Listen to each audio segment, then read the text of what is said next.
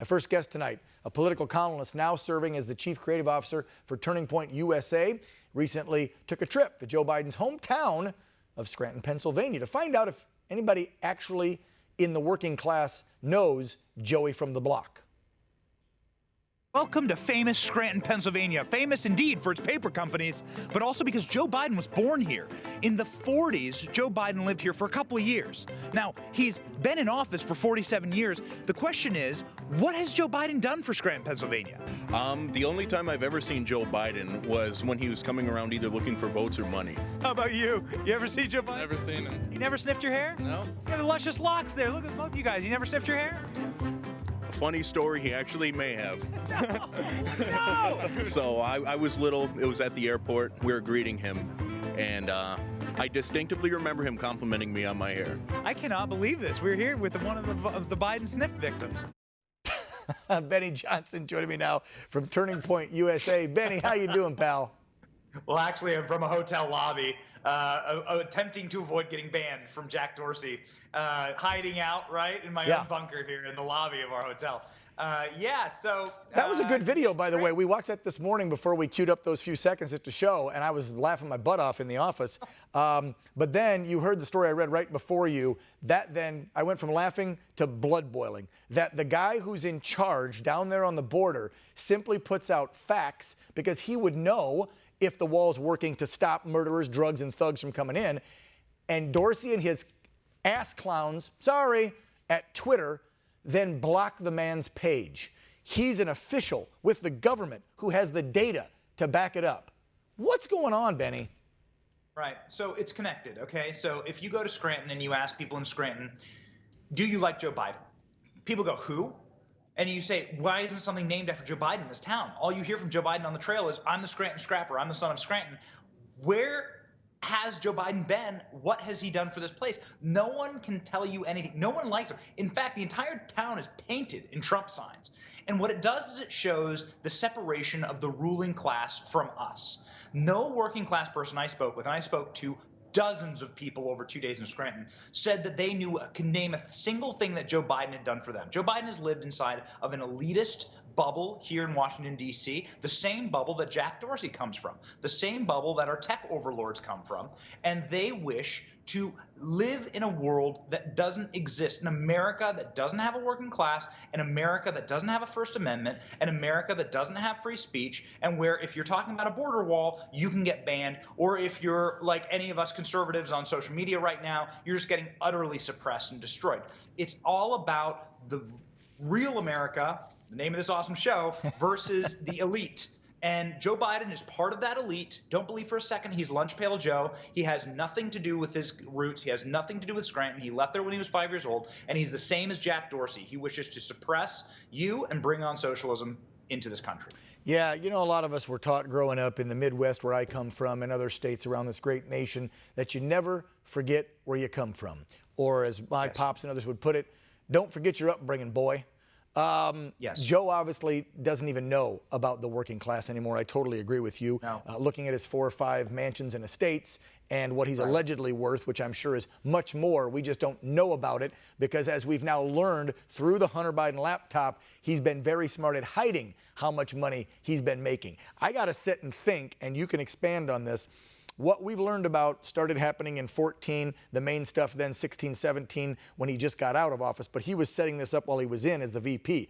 How much more from the previous 30-some years don't we know about when he was a senator and how he was hiding this money? You hear the one voice recording, I think it was, from Hunter, where he's going off on Dad. He's either talking to himself or somebody else, saying he'd been supporting the family for years, and I won't make you give up half your salary like Pops does.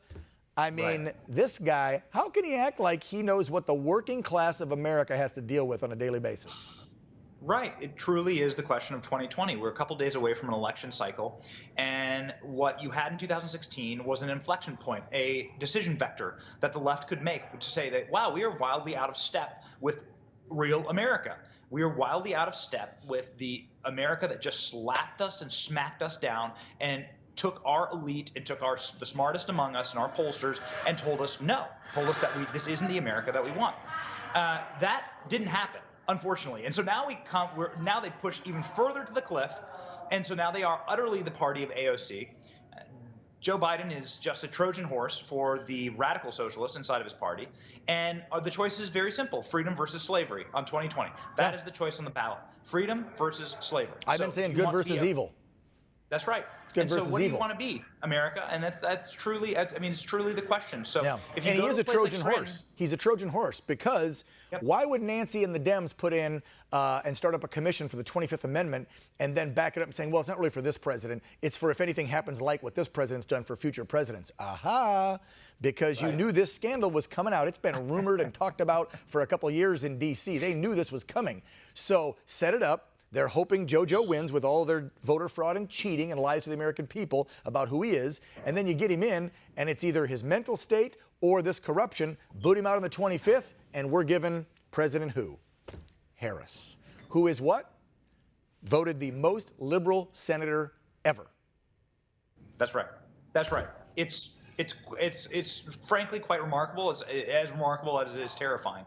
And if it wasn't such high stakes on the ballot, it would be an incredible thing to study as to what the takeover, the hostile takeover of the Democratic Party by their socialist wing. It's really utterly fascinating. But if you go to a place like Scranton, and you ask people on the street whether they want the Green New Deal or whether they want socialism, they emphatically tell you, what? Get out of here. Yeah. This would cripple our entire industry. This would turn the electric city into the dark city. We would go complete power out here because that's what's running this place. I'm from Midwest too. I mean, it is unbelievable how many places in America survive off of just having one single industry, the energy industry in it. And you heard in the last debate, we got to get rid of oil. Yeah, you get rid of oil and fracking, you're screwing Pennsylvania.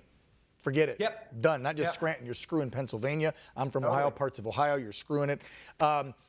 Before they wrap us up, got to say this because I'll be a real reporter like the other ones on the lamestream media won't, and say it's not like President Trump knows what it's like to be middle class or low income because he grew up with the silver spoon. But here's the difference between him and Joey.